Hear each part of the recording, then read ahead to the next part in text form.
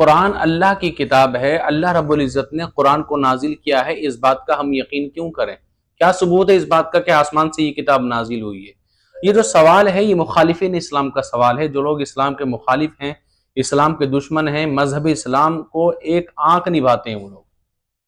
تو ان لوگوں کا سوال ہے کہ قرآن اللہ کی کتاب ہے، اس بات کا ہم یقین کیوں کریں؟ کیونکہ قرآن میں ہے الحمدللہ رب العالمین، اس کا ترجمہ یہ ہوگا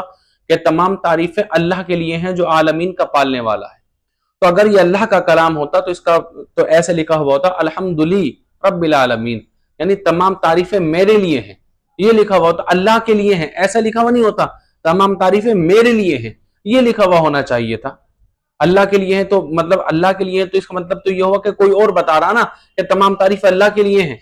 اگر اللہ کا ہوتا تو اللہ کہتا ہے یہ میرے لیے ہیں، تو اس سے یہ پتہ چلتا ہے قرآن اللہ کی کتاب نہیں ہے۔ اور دوسری بات یہ ہے کہ قرآن کے اندر اللہ کہہ رہا کہ الحمدللہ، اگر مان بھی لیں کہ یہ اللہ کا کلام ہے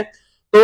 یہ اعتراض لازم آتا ہے کہ اللہ تعالیٰ تعریف کر رہا، اپنے آپ سے اپنی تعریف کر رہا ہے، اور اپنے منہ سے اپنے آپ سے اپنی تعریف کرنا یہ غرور ہے، بری بات ہے، یہ تو مذمت کی بات ہے اپنے منہ سے اپنی تعریف کرنا۔ تو دیکھیں اس کے بارے میں آپ لوگوں کو بڑی وضاحت کے ساتھ بہت چھوٹی سی بات لفظوں میں آپ لوگوں کو بتانا چاہتا ہوں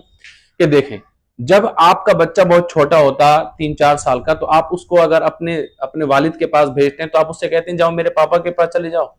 جاؤ میری والدہ کے پاس چلے جاؤ۔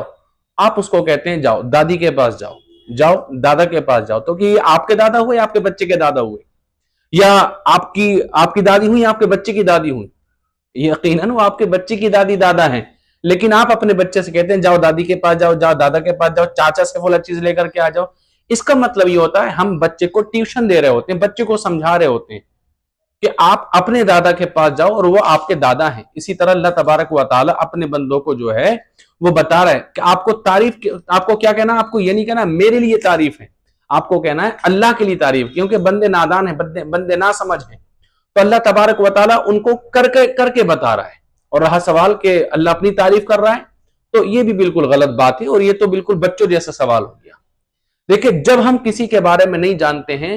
تو، یا کوئی اگر ہمارے بارے میں نہیں جانتا تو ہم اس کا اپنا انٹروڈکشن کیسے کراتے ہیں؟ میں ایک عالم دین ہوں، میں فلاں مدرسے میں پڑھا ہوا ہوں، میں فلاں مسجد کا امام ہوں، میں پرنسپل ہوں، میں ناظم اعلیٰ ہوں، میں جو ہے شیخ الحدیث ہوں، میں فلاں ہوں، میں فلاں ہوں، اور میں ایم ایل اے ہوں، میں ایم پی ہوں، میں ودھایک ہوں۔ اپنے بارے میں انٹروڈکشن کرایا جاتا ہے، اپنی پہچان کرائی جاتی ہے۔